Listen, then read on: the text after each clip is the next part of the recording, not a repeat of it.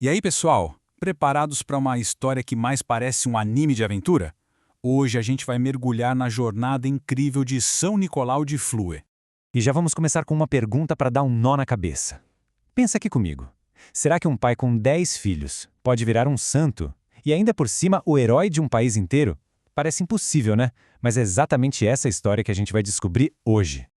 Então bora lá. Pra gente entender o poder de um herói, a gente precisa primeiro conhecer a vida normal dele, né? E a vida do Nicolau era bem comum, parecida com a de muita gente. O Nicolau, gente, nasceu lá na Suíça, numa família bem simples de camponeses. Ele nunca aprendeu a ler ou escrever, mas olha, o coração dele era gigante. Ele chegou a ser soldado, bem corajoso, para defender o seu povo. E depois se casou com uma mulher sensacional, a Doroteia. E sabe qual o detalhe mais maluco? Ele e a Doroteia tiveram 10 filhos. É isso mesmo que você ouviu, 10. Imagina só a agitação. Ele era um paizão, trabalhava muito e amava todo mundo. A vida dele era super corrida.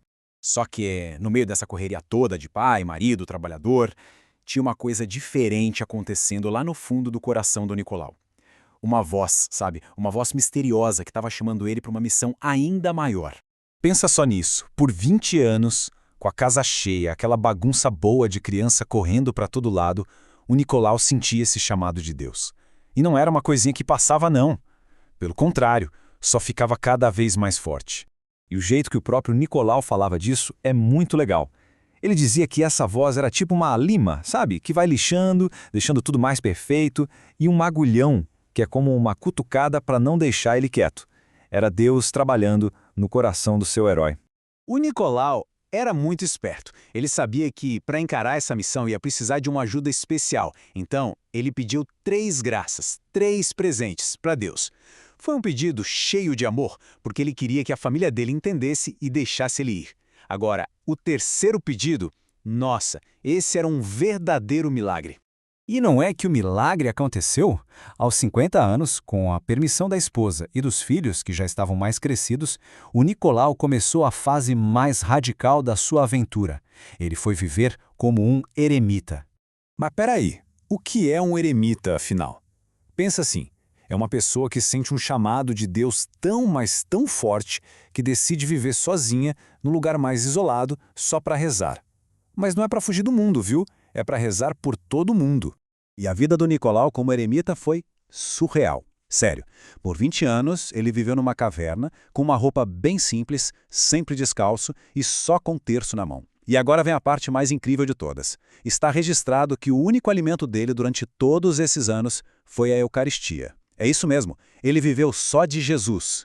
Mas não vai pensando que por estar lá, sozinho na caverna, o Nicolau esqueceu do seu povo. Que nada! Foi justamente dali que ele se tornou o maior herói de todos, o grande pacificador da Suíça. A sabedoria daquele homem simples, que passava o dia rezando, era tão impressionante que até os políticos iam lá pedir conselho para ele. Teve uma vez, em 1481, que a Suíça estava quase começando uma guerra civil, uma briga horrível de irmão contra irmão, e foi um conselho do Nicolau que salvou tudo, trouxe a paz e uniu o país. Por isso que ele ganhou esse apelido de Pai da Pátria. E o principal ensinamento dele era esse aqui, ó. Ele sempre dizia que perdoar e ter compaixão era mais importante do que tentar ser justo com as próprias mãos. Uma lição que veio direto do coração de Deus. A jornada do nosso herói aqui na Terra teve um fim, mas a missão dele lá no céu estava só começando. Vamos ver como essa história termina, ou melhor, como ela continua até hoje. Nicolau partiu para o céu no dia exato em que fez 70 anos. E a fama dele de santo era tão grande que não deu outra. Em 1947, a igreja o reconheceu oficialmente como um santo.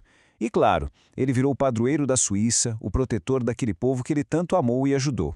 Beleza, mas e aí? O que a gente aprende com o São Nicolau? Primeiro, a gente precisa sempre tentar ouvir a voz de Deus no nosso coração.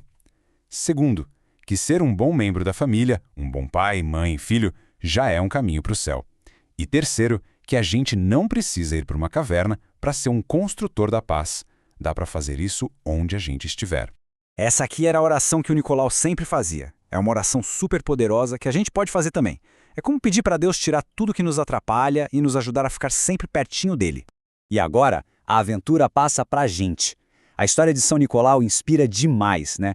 Então fica aí a pergunta: como é que cada um de nós pode ser um pouquinho como ele? Um pacificador, na nossa casa, na escola, com os amigos, hoje mesmo. E aí, esse conteúdo ajudou a entender melhor a fé e a ação de Deus? Se sim, já deixa o seu like, isso ajuda muito o canal a alcançar mais pessoas. Ah, e se ainda não é inscrito, aproveita agora, se inscreve aí no canal Catequista Felipe Lucas e já ativa o sininho para não perder nenhum conteúdo sobre fé, Bíblia e catequese.